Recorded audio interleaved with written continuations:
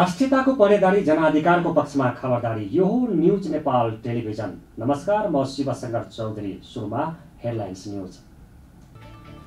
नेकपा ओली समूहको असन्तुष्टिका बीच प्रदेश 1 को प्रदेश सभामा मुख्यमन्त्री शेरधन राई विरुद्ध अविश्वासको प्रस्ताव पेश। अविश्वासको प्रस्ताव पेश हुन बित्तिकै सभामुख भण्डारीद्वारा बैठक स्थगित।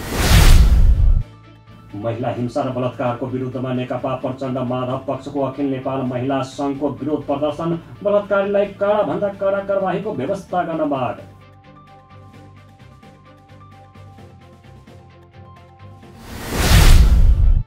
सुदूरपश्चिम प्रदेशबाट औद्योगिक विकासको युग सुरु भएको उद्योग वाणिज्य तथा आपूर्ति मन्त्री लेखराज भट्टको घोषणा। खानीहरूको पहिचान गरेर उत्खनन र अन्वेषण सुरु गर्ने प्रतिबद्धता। साउदी अरबमा सशस्त्र बलमा महिलालाई भर्ती गर्न राज्यद्वारा खुल्ला। पहिला आवेदकको लागि केही थप मापदण्ड थपियो। पौडी तर्फका गौरीका सिंह तथा करातेका मन्दे काजी श्रेष्ठ राष्ट्रिय तथा अन्तर्राष्ट्रिय खेलाडी सङ्घ NNIPA प्रदान गर्ने अवार्डका सर्वोत्कृष्ट खेलाडी घोषणा। टेक्वान्डोकी आइसा साक्यलाई पनि NNIPA स्पोर्ट्स अवार्ड प्रदान।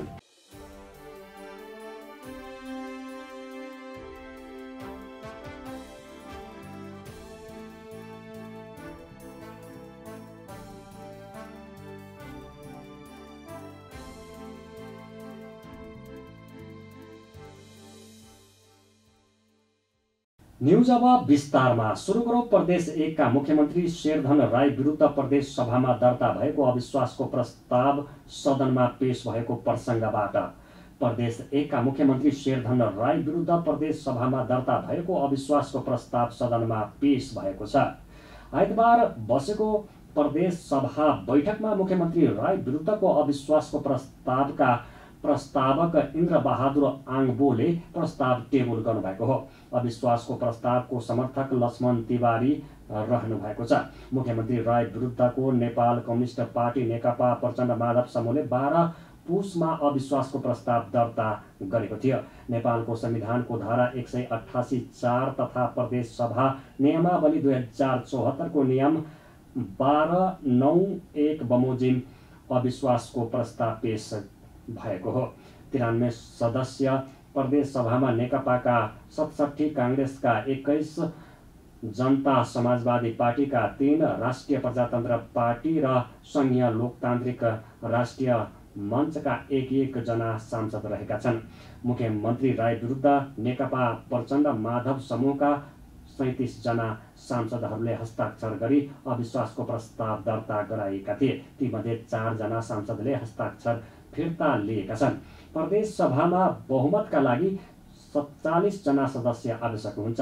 अविश्वासका प्रस्ताव पेश भए लगतै सभामुख प्रदीप कुमार भण्डारीले अर्को बैठक फागुन 20 गते दिउँसो 1 बजे बस्ने गरी आइतबारको बैठक स्थगित गर्नुभएको छ। संघीय सरकारको मन्त्री परिषद बैठकले स्पष्ट निर्णय नगर्दा देशभरका वन पैदावार सदुपयोगमा समस्या भएको छ। वैज्ञानिक वन व्यवस्थापन कार्यक्रममा अनियमितता भएको आशंका नेपाल सरकार मन्त्री परिषदको 2077 साल जेठ 15 गते बैठकले काठ कटान, ओसार पसार र बिक्री वितरणमा प्रतिबन्ध लगाएको थियो। गत माघ 11 गते मन्त्री परिषद बैठकले वैज्ञानिक वन व्यवस्थापन कार्यविधि 2071 खारेज गरे पनि सामुदायिक वन समूहको वन पैदावार सदुपयोगबारे स्पष्ट निर्णय नगर्दा वन व्यवस्थापन र कटान भएका काठको सदुपयोगमा समस्या परेको छ। कटान छटान, त्यसका बिक्री वितरण अनि त्यो सङ्कलन समेतमा रोक लागेको अवस्था अहिलेसम्म यो सरकारले चिर्ने गरी एउटा निर्णय गर्न सकेको छैन।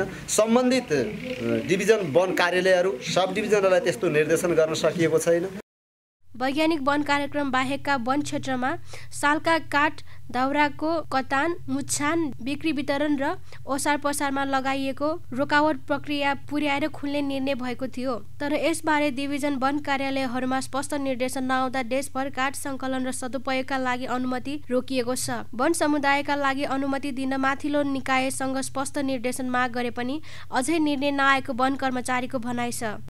डिभिजन वन कार्यालय बागमती प्रदेश अन्तर्गतका लगभग धेरै डिभिजन वन कार्यालयहरूले त्यो निर्देशन चाहिँ अलि अस्पष्ट भयो, यसले हामीलाई दुविधा पर्यो र त्यसको फुका गरिदिनु पर्यो भनेर, यसको नीतिगत पहल गरिदिनु पर्यो भनेर बागमती प्रदेश उद्योग पर्यटन वन तथा वातावरण मन्त्रालयमा चाहिँ त्यसको हामीले जाहेर गरिसकेका छौँ। मलाई लाग्छ चाँडै नै त्यसको निकास चाहिँ एउटा निर्णय भएर आउँछ। वैज्ञानिक वन व्यवस्थापन कार्यक्रम खारेजीको माग गर्दै आन्दोलन गरेको सामुदायिक वन उपभोक्ता महासंघ नेपाल पनि सरकारले स्पष्ट निर्णय नगर्दा विभिन्न खाले वन समूहले वन पैदावारको सदुपयोग गर्न नपाएको बताएको छ। वनमा काठ कुहिने तर उपभोक्ताले काठको अभाव झेल्नुपर्ने अवस्थाको अन्त्य हुनुपर्ने फेकोफोनको माग छ। सरकारले यथाशीघ्र निर्णय गरेर काठ सदुपयोगको वातावरण नबनाए आन्दोलन थाल्ने महासंघको चेतावनी छ। सामुदायिक वनले जुन वनहेर अनुसार पाएको अधिकारलाई प्रयोग गरेर उसको आम बेलाले निर्णय गरेर वन पैदावार निकाल्ने कुरालाई सरकारले ढिलाइ गर्नु हुँदैन। अब हामी राष्ट्रिय परिषद गर्दैछौँ, यही फागुनको 18 र 19 गते यो राष्ट्रिय परिषदसम्म सरकारले वन पैदावार सबै ठाउँमा, यो र त्यो भन्ने ठाउँ होइन, सबै ठाउँमा वन पैदावार खुल्ला गरेर त्यहाँभित्र भएको वन पैदावारलाई निकाल्न दिएन भने चाहिँ महासङ्घले राष्ट्रिय परिषदबाट एउटा निर्णय गरेर हामीले अगाडि बढ्नुपर्ने हुन्छ। अहिले सुखायाम सुरु भइसकेकोले वन क्षेत्र दधेलो जोखिममा रहेको छ। यस्तो अवस्थामा वनभित्र रहेका काठ सदुपयोग नहुने हो भने आगजनीको चपेटामा पर्न सक्ने र काष्ठ पैदावारको अभाव झन बढ्ने सरकारवालाहरूको चिन्ता छ। यसबारे सङ्घीय र प्रदेश वन मन्त्रालयले ध्यान दिनुपर्ने उहाँहरूको माग छ। वरिष्ठ अधिवक्ता बालकृष्ण न्युपानेले नेपाली जनता वर्तमान व्यवस्थाकै विरुद्धमा रहेको बताउनु भएको छ। आइतबार काठमाडौँमा आयोजित एक अन्तर्क्रिया कार्यक्रममा बोल्दै वरिष्ठ अधिवक्ता न्युपानेले नेताहरूको व्यवहारका कारण नेपाली जनता अहिलेको व्यवस्थाको विरुद्धमा उत्रन सक्ने खतरा रहेको बताउनु भएको हो। उहाँले संसद पुनर्स्थापना गर्नु यो अवस्थाको अन्त्यतर्फ जानु भएको पनि बताउनु भयो। अहिलेका नेताहरूलाई राजा हुने इच्छा जागेको उहाँको भनाइ छ। र संसद पुनर्बहाली गर्नु भनेको यो व्यवस्थाको अन्त्यतिर जानु हो। जनता अहिले पनि यति विकृतिमा छन्। अहिले हेर्नुहोस् त राजा हुने इच्छा ललिता निवासको जग्गा। नेपाल बार एसोसिएसनका महासचिव लीलामणि पौडेल वर्तमान संविधानको कार्यपालिकाको स्थिरता खोजेको भन्दै संविधानमा संसद विघटनको प्रावधान नराखिएको बताउनु भयो। संसद पुनर्स्थापना हुनुपर्नेमा उहाँको जोड छ। अब पुनर्स्थापना गर्ने नगर्ने अदालतको विचार हुँदैछ। अदालतले गर्ने हुनु अघि नै भने संविधानको धारा 126 अदालतले गरेका आदेश फैसलाहरूको सबै नागरिक र पदाधिकारी चाहे प्रधानमन्त्री या राष्ट्रपति सबैले पालना गर्नुपर्छ। नेपाल बार एसोसिएसनका कोषाध्यक्ष रुद्र प्रसाद पोखरेलले संसद पुनर्स्थापना हुने प्रावधान संविधानमा नभएको बताउनुभयो। संसद पुनर्स्थापना नहुनेमा विश्वास व्यक्त गर्दै उहाँले अब देश निर्वाचनको माहौलमा अगाडि बढ्ने बताउनुभयो। राज्यले आयोजना गरेको नभएर उहाँको पार्टीले आयोजना गरेको सभामा पार्टीका केही धारणाहरू व्यक्त गर्ने क्रममा जनमत बनाउने क्रममा आफू पक्ष रहेको कुराको पृष्ठपोषण गर्ने गरेर त्यो बमोजिमको फैसला आउने कुरामा अपेक्षा व्यक्त गर्ने कुरालाई म अन्यथा हो भनेर भन्दिनँ। मुद्दाको पक्ष रहेको व्यक्तिले आफूले गरेका कामहरू यो कारणले चाहिँ जस्टिफाई छन्, संविधान सम्मत छन् भनेर व्याख्या र विश्लेषण गर्नुलाई म स्वाभाविक ठान्छु। कोषाध्यक्ष पोखरेलले प्रधानमन्त्री ओलीले शनिबार अदालतप्रति गरेको टिप्पणीको बचाउ गर्नुभयो। नेपाल कम्युनिस्ट पार्टी नेकपा पुष्पकमल दाहाल प्रचण्ड माधव कुमार नेपाल पक्षको अखिल नेपाल महिला संघले महिला हिंसा र बलात्कारको विरुद्धमा विरोध प्रदर्शन गरेको छ। आइतबार अखिल नेपाल महिला संघले प्रतिगमन महिला हत्या हिंसा र बलात्कारको विरुद्ध विरोध प्रदर्शन गरेको हो। शान्ति वाटिकामा जम्मा भएर महिलाहरूले नाराबाजी सहित बसन्तपुर सम्म र्याली गरेका थिए। नेकपा नेत्रीहरू अष्टलक्ष्मी शाक्य, शशि श्रेष्ठ लगायतको उपस्थितिमा भएको विरोध प्रदर्शनमा महिला संघका नेता तथा कार्यकर्ताहरूको सहभागिता रहेको थियो। प्रदर्शनमा महिला हिंसा बन्द गर, बलात्कारीलाई कडाभन्दा कडा कारबाहीको व्यवस्था गर, महिला अधिकार सुनिश्चित गर लगायतका नाराबाजी गरिएको थियो। यस्तै प्रतिगमन मुर्दाबाद, संविधानको रक्षा गरौँ, निर्मला पन्तको हत्यारालाई कारबाही गर, भ्रष्टाचारीलाई कारबाही गर, बढ्दो महँगी नियन्त्रण गर लेखिएका प्ले कार्ड सहित प्रदर्शन गरिएको थियो। प्रदर्शनकारीहरूले सूर्य चिन्ह तथा हँसिया हथौडा अङ्कित झण्डा समेत बोकेका थिए। अब पालो बिजनेस न्युजको।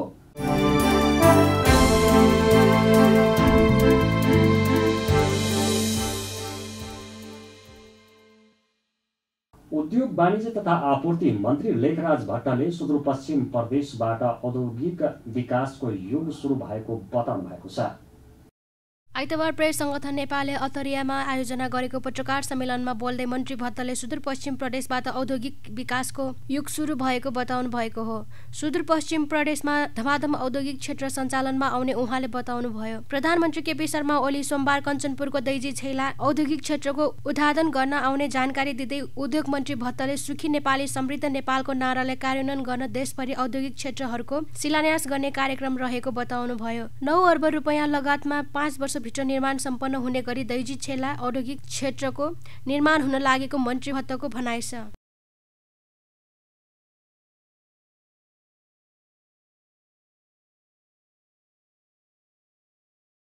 आर्थिक समृद्धि र सुखी नेपालीको जुन नारालाई अथवा दर्शनलाई कार्यान्वयनमा लैजान हामीले देशलाई औद्योगिकरणतिर नलगिकन देश आर्थिक समृद्धितिर जान सक्दैन।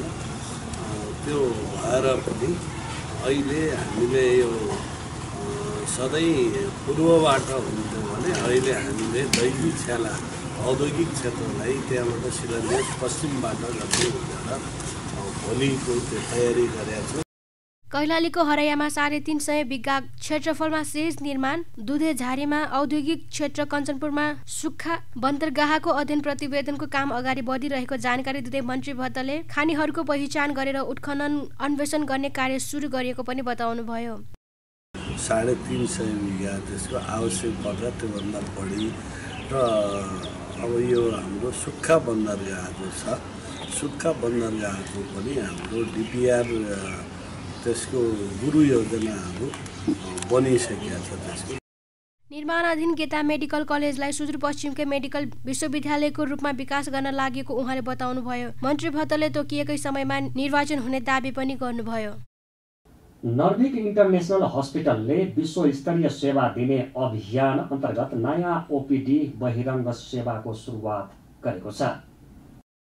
अस्पतालले आइतबार पत्रकार सम्मेलन आयोजना गरी आफ्नो पुरानो ओपिडी भवनलाई पुनर्निर्माण गरी अझ स्तरीय आधुनिक बनाई सेवा सुचारू गरेको बताएको हो। अस्पतालका सञ्चालन प्रमुख कपिल गौतमले अन्तर्राष्ट्रिय स्तरको सेवा दिने अभियान अन्तर्गत नयाँ ओपिडी कक्षको सुरुवात गरिएको बताउनु भएको हो। अस्पतालले आफ्नो सेवालाई पूर्ण रूपमा डिजिटाइज गरी अत्याधुनिक बनाउने कामको सुरुवात ओपिडी सेवाबाट गरेको जानकारी दिनुभयो। उपचारका लागि लामो लाइन लाग्नुपर्ने र डाक्टरलाई लामो समयसम्म कुर्नुपर्ने अवस्थालाई हेरेर क्यू म्यानेजमेन्ट सिस्टम लागू गरिएको समेत बताउनुभयो। यस्तै बिरामीहरूले स्पष्टसँग देख्ने गरी डाक्टरको कक्ष अगाडि सम्बन्धित डाक्टरको फोटो सहित डिजिटल बोर्ड राख्ने व्यवस्था मिलाइएको पनि बताउनुभयो।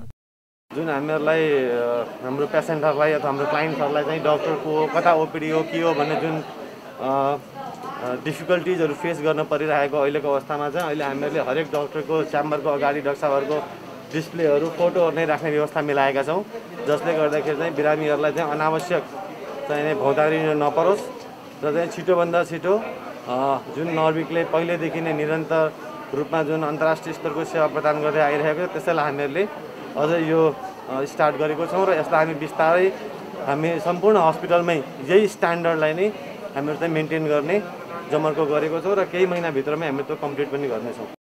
नर्भिक प्रत्येक कन्सल्ट्यान्टहरूसम्म बिरामी पुग्नुभन्दा अगाडि उनीहरूको भाइटल लिनका लागि 3 स्तरीय कोठा समेत तयार गरिएको छ। ओपिडी सेवाको विषयमा कुनै समस्या आए तत्काल समाधान हुने गरी ओपिडी इन्चार्जको कक्ष समेत सँगै राखिएको छ। नर्भिकले आफ्ना सबै विभाग तथा सेवालाई डिजिटाइज गर्दै आधुनिक र समयसापेक्ष सेवा दिने आयोजना बनाएको समेत सञ्चालन प्रमुख गौतमले बताउनुभयो।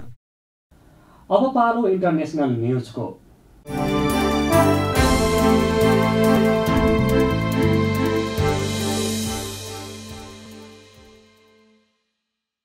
साउदी अरब राज्यले महिलालाई पनि सेनामा भर्ती गर्ने भएको छ।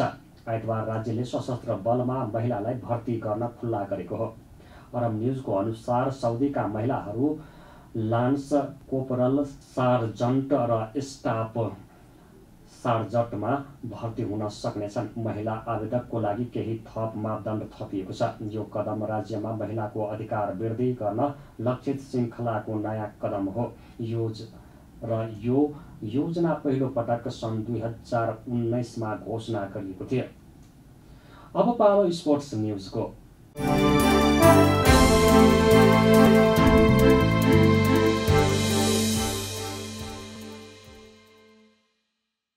13औं दक्षिण एसियाली खेलकुद सागमा पौडीतर्फ नेपाललाई 4 स्वर्ण पदक दिलाएकी गौरीका सिंह तथा करातेमा 2 स्वर्ण दिलाएकी मन्दे काजी श्रेष्ठ राष्ट्रिय तथा अन्तर्राष्ट्रिय खेलाडी सङ्घ NNIPA ले प्रदान गर्ने अवार्डका सर्वोत्कृष्ट खेलाडी घोषित भएका छन्।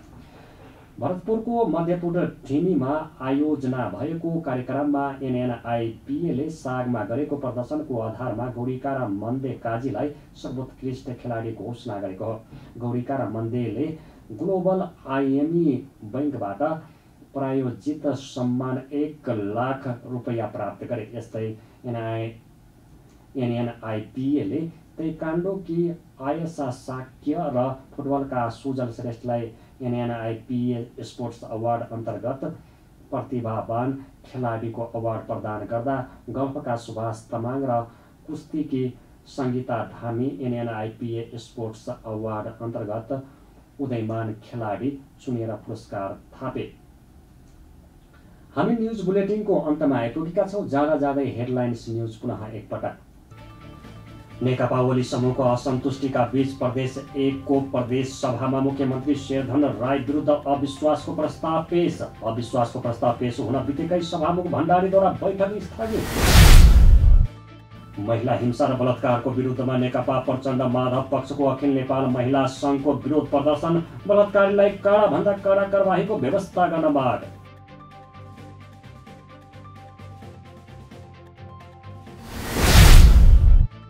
सुदूरपश्चिम प्रदेशबाट औद्योगिक विकासको युग सुरु भएको उद्योग वाणिज्य तथा आपूर्ति मन्त्री लेखराज भट्टको घोषणा। खानीहरूको पहिचान गरेर उत्खनन र अन्वेषण सुरु गर्ने प्रतिबद्धता। साउदी अरबमा सशस्त्र बलमा महिलालाई भर्ती गर्न राज्यद्वारा खुल्ला। पहिला आवेदकको लागि केही थप मापदण्ड थपियो। पौडीतर्फका गौरीका सिंह तथा करातेका मन्दे काजी श्रेष्ठ राष्ट्रिय तथा अन्तर्राष्ट्रिय खेलाडी सङ्घ NNIPA द्वारा प्रदान गर्ने अवार्डका सर्वोत्कृष्ट खेलाडी घोषणा। ताइक्वान्डोकी आयशा साक्यलाई पनि NNIPA स्पोर्ट्स अवार्ड प्रदान।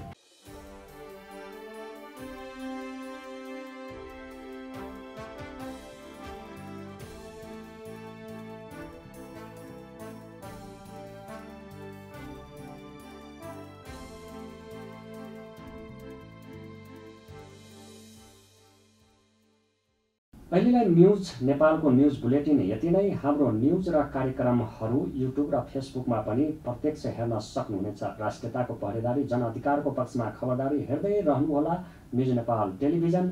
नमस्कार।